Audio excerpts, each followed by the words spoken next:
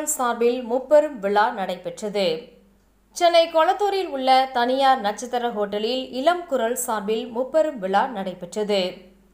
நிகழ்ச்சியில் இளம் குரல் 11ஆம் ஆண்டு துவக்க விழா, விவேகா புக் ஆஃப் ரெக்கார்ட் அறிமுக விழா மற்றும் இளம் குரல் தமிழ் ரத்னா விருது வழங்கும் விழா என 3 நிகழ்ச்சிகள் முப்பெரும் விழாவாக நடைபெற்றது.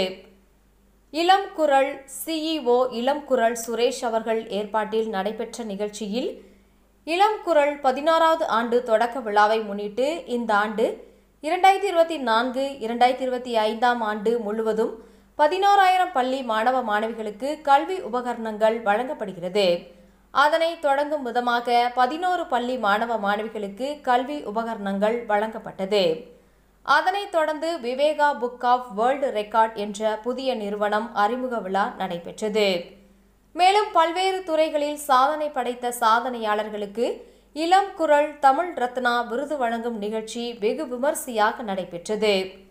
இந்த நிகழ்ச்சிக்கு சிறப்பு அழைப்பாளராக முன்னாள் நல்வாழ்வுத்துறை அமைச்சர் HV ஹண்டே அவர்களும், இளம் குரல் தலைமை ஆசிரியர் சமூக சேவகர் R கோபாலகிருஷ்ணன் அவர்களும், இளம் குரல் தலைமை ஆசிரியர் மருத்துவ சேவகர் டாக்டர் R நரேஷ்குமார் அவர்களும், பிரபல சின்னத்திரை நடிகை பிரேமி வெங்கட் அவர்களும், காவல் உதவி ஆய்வாளர் அபர்ணா அவர்களும், அகில இந்திய வழக்கறிஞர்கள் கூட்டமைப்பின் தேசிய தலைவர் வழக்கறிஞர் சத்யசீலன் அவர்களும், இளம் குரல் துணை ஆசிரியர் பொற்செல்வி அவர்களும் கலந்து கொண்டு பல்வேறு துறைகளில் சாதனை படைத்த சாதனையாளர்களுக்கு இளம் குரல் தமிழ் ரத்னா விருது வழங்கி கௌரவித்தனர்.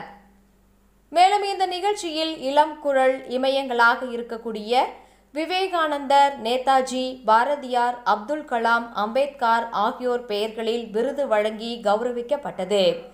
நிகழ்ச்சிக்கு முன்பாக கலை நிகழ்ச்சி மற்றும் கராத்தே, சிலம்பம், வாள்வீச்சு உள்ளிட்ட கலை நிகழ்ச்சிகளும் நடைபெற்றது. மேலும் இந்த நிகழ்ச்சியில் முக்கிய பிரமுகர்கள், அரசியல் பிரமுகர்கள், சினிமா நட்சத்திரங்கள் மற்றும் தமிழகத்தில் உள்ள அனைத்து மாவட்டங்களில் இருந்தும் இளம் குரல் நிருபர்கள் என பலரும் கலந்து கொண்டு சிறப்பித்தனர்.